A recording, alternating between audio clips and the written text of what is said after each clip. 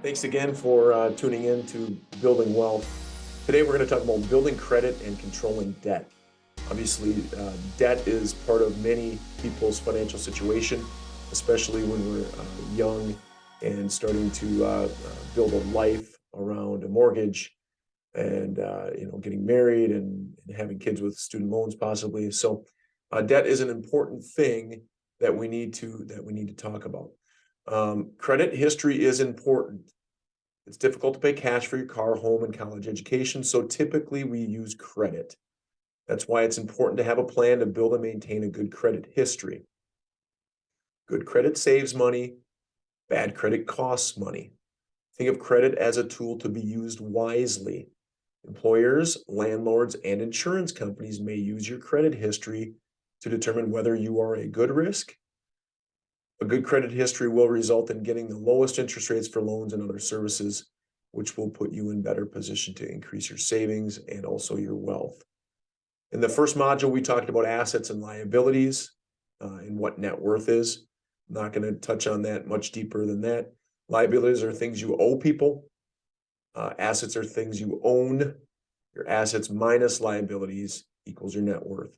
Now, one thing that we have to take into consideration is when we take out credit, those interest rates and that interest costs us money. So that is also something that we need to talk about as far as when we take out those liabilities. It's really important to know what's on your credit report. And if you haven't ever ordered one, certainly you can get a free copy from 3 major credit reporting companies, and they are listed here. In that credit report, if you have any past credit, typically people over age 18 have past credit. It will show you those credits that are open still, those that you closed, if you've been on time with your payments, if you've been delinquent with your payments. And, it's good to order those things because you can see if there's any credit cards or any credit open that you didn't open. And maybe there's an old credit card that you opened 20 years ago that you haven't used. You can see that on your credit report and then determine whether or not you want to continue to have that open credit. Like I mentioned, a credit report includes late payments, delinquents, or defaults that will result in a lower credit score and could cause you to have a high interest rate or be declined altogether. The most important factor in your credit score is the payment history.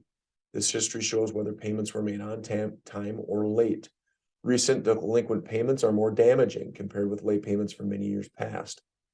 Also, the severity of the delinquency is a factor. For example, a payment made 30 days late has less impact on your credit score than a payment made 60 days late.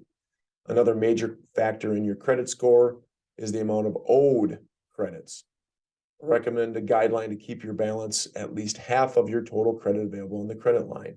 That's the utilization rate. Factors not considered in a credit score include age, race, or ethnicity, income, job, marital status, education, length of time at your current address, and whether you own or rent your home. So again, take some time, order your credit reports from any one of those agencies and do it on a regular basis. So tips for building good credit. We already talked about this, developing a budget and sticking to it. Getting a new credit card does not mean you have more income. Saving money so you're prepared for a rainy day. 3 to 6 months of living expenses are recommended. That helps you stay out of credit card issues and credit card debt. If you don't have to put those things on your credit card, it helps you stay in better standing. Pay your bills on time, okay? Keep your credit card balances low or aim to pay them off monthly. Again, the rainy day fund helps with that. Check your credit reports annually and dispute any incorrect information. Say if something's on there doesn't look right, call the company. Those phone numbers are on your credit report typically and find out what's going on there. So let's talk about taking on debt. A big part of building wealth is making wise choices about credit and debt. Keep in mind your bottom line, your net worth, when making decisions about credit. Remember, assets minus liabilities equals net worth. So when you take on additional debt, you are reducing your net worth. Ask yourself, am I building wealth and increasing my net worth, or am I building debt and reducing my net worth? My economics professor in college always said, never mismatch your assets and your liabilities. Let me explain. If you are consuming something, okay, so food, vacation, whatever that might be, if I'm consuming that, I want my debt to match how long that I own that thing or I consume that thing. So I don't want to put groceries and vacations on a credit card that I can't pay off. Okay. Because ultimately that's not an asset and I can't sell that asset to pay off that debt. All right. So I'm also not going to try to pay off my house, which is a 30-year asset, in a 5-year time horizon, or even a monthly time horizon, or a 1-month time horizon. I'm going to match my liability to that asset. Now, obviously, you have to make good decisions about that and find the right loan for you. But it would be very hard to buy a $200,000 home and try to pay it off over 5 years, right? Unless my income is high enough to do that, I would want to, tie that asset to a longer term liability. Now, let's talk a little bit about that TV sale. Remember Sonia, she gave up the extras. When she had enough money in her savings account, she bought a new TV for $1,500 and she paid cash. Her friend Vince is an impulsive spender. He seeks immediate gratification using his credit cards, not realizing how much extra it costs. Vince bought the same TV for $1,500 a month, but financed it on store credit card with an annual interest rate of 22%. And that's not uncommon. 22% is pretty common for a credit card. At $50 a month, it took him almost 4 years to pay off the balance. While Sonia paid only $1,500 for the new TV, Vince paid $2,200. The cost of the TV plus the interest, Vince not only paid an extra $700, he lost the opportunity to invest that $700 to build his wealth. It doesn't just cost you the price of that particular item. It also the increase in costs if you're using credit to pay for that item. How do we take steps to control our debt? To manage debt, you need to know how much you have and develop strategies to control it. When Vince decided to reduce his credit card debt, he analyzed his debt, developed a strategy, and took action. How he did that, he listed the balance, interest rate, and monthly interest on each card. So he inventoried it. Okay. He checked his credit score and shopped for the best rate on a new card. Then he transferred his balances to that card. He cut up the old cards using the interest he saved to pay down his principal balance sooner. His plan of attack was to pay a little extra so that he was able to do that. So if you have some credit cards or if you have debt, take some time here to inventory that debt, what the interest rate is, how much it is, and that way you can see it in one place and put a plan together for reducing that debt. On the right-hand side, just put down some strategies that you might have. You might pay down that lowest account balance first, or you might pay down the highest interest rate first. Whichever makes the most sense to you, that might be your plan of attack. That might even be your plan of attack before you save any extra money, especially if your interest rates are very high. It doesn't make a lot of sense to save extra money in a 5% CD if you're paying 22% on a credit card. Now let's talk about saving money by choosing the right loan.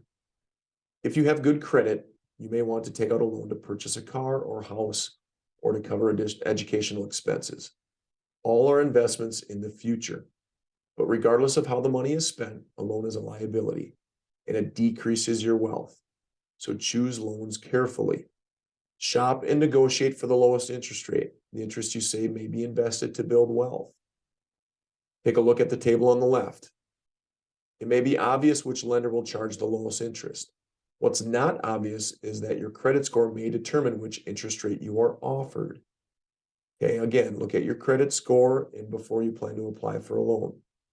Looking at this table on the left-hand side, that $15,000 car loan, if I'm paying a 6.5% rate, cost me another $2,609. So that car cost me $17,600. Lenders need to disclose this to you, and it should be any loan documents that you sign. So make sure you take a look at what that overall cost of the vehicle is. Joe's Auto Sales, if he's charging you 15%, that car cost you $21,410 instead of just the $15,000. Make sure you shop that around. Make sure you understand that the car isn't just $15,000. The second piece is a $15,000 car loan all at a 6.5% interest rate. And that is the duration of your loan, a 3-year, a 4-year, or a 5-year. Okay. Now, you might just look at the payment and say, yeah, I can afford that payment. It's $293 a month. That's all you look at. But what you need to also consider is that total car loan costs you another $2,610 at 6.5%. Where if you take a 3-year loan, it costs you another $1,550. Although the payment is higher, because the loan is shorter, at that same 6.5% interest rate, the cost of the car is less. So the numbers don't lie. Make sure you are educated and know what that total cost is. Beware of high cost credit. People can get into deep debt when they take out a loan against their paycheck or car title. These loans generally come with very high double-digit interest rates. For example, borrowers may write a post-dated check in exchange for money. When they get paid again, they repay the loan. It's called a payday loan. Borrowers who can't repay the loan are charged additional fees for an extension, which puts them into even deeper debt. Borrowers may continue to pay fees to extend the loan's due date infinitely, only to find they are getting deeper in debt because of its steep interest rate payments and fees. If you're taking out payday loans, you really need to sit down and look at your budget. If you cannot pay for some of those things that you're consuming with your paycheck, a deep dive into your budget and some self-evaluation would be very important, because it's unlikely those costs are going away the next month or the next month or the next month. And they continue to snowball until you're so deep in debt that you don't know where to turn. So if you're taking out payday loans, or if you're carrying over credit card balance on a month-to-month basis, you need to do an evaluation of where you're spending your money and try to cut some of those costs on things that are not necessary. Obviously, we all have basic needs, but if those basic needs are costing you more money because of credit card or payday loan debt, you need to evaluate what basic needs are, versus what basic wants are, because not everything is a basic need. Food, clothing, shelter, we all need that. The extra stuff, cable bill, internet bill, phones, computers, high-end clothing, those type of things are not basic needs. Tips for borrowing. Don't borrow from Peter to pay Paul. Never respond to a solicitation that makes borrowing sound easy and cheap. Always read the fine print on any loan application. Seek assistance from family members, local nonprofit, credit counseling services, and others to make sure the loan is right for you. If you find yourself struggling to pay your debt, there are credit counselors out there that will help you, and nonprofits, especially, that don't even necessarily charge for that credit counseling. There are some that charge you to counsel your credit. Always look at those with a deeper and more focused lens, because they might not have your best interest in line. They might just be looking to consolidate your debt and make money off of you. Identity theft is a very hot button topic. So make sure that you're doing your due diligence to guard your identity. Okay. You want to make sure that you keep your financial records and keep them secure. You don't want to share your social security number with anybody that calls on the phone, right? Your account numbers, all those different things. If somebody's calling you, soliciting, do not share any personal information with them. And then checking your credit score from time to time to make sure that there's nobody opening up credit in your name that you're not aware of. So when you're looking at that credit score, if there's a credit card open or any credit open that you just don't remember, then you need to investigate that further and find out what that is, where that is, and if it's actually yours, or if somebody is fraudulently opening that credit card. Some other tips: shred or destroy your bank and credit card statements and all other private records before tossing them in the trash. Only give out your social security number when absolutely necessary. Never carry both your social security card and your driver's license in your wallet. Pick up any mail promptly from your mailbox. Don't leave outgoing mail with unpaid bills in an unsecured mailbox. Don't give out personal information on the phone, through the mail, or on the internet unless you are sure you know who you're dealing with. Just because people say they tell you who they are on the internet or through email does not mean that's actually who they are. Internet scams are a very hot topic right now. Please, please, please do your due diligence whenever dealing with anybody through email or people saying that they just can't be contacted by phone. Typically, that's a scammer looking to gather as much information as they can from you, and in some cases, even money or bank account numbers. Do not send any of your personal information over email, even if it's to somebody that you know. Pick up the phone, call them, and particularly our office. Do not send any personal information over email. Just pick up the phone and call us. If we need that information, then we can get that from you over the phone.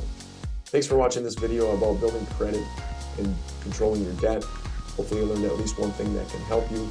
Feel free to watch any of the modules that we have about building wealth. There are 5 different modules, and hopefully they help you build your wealth and all the things that go along with that.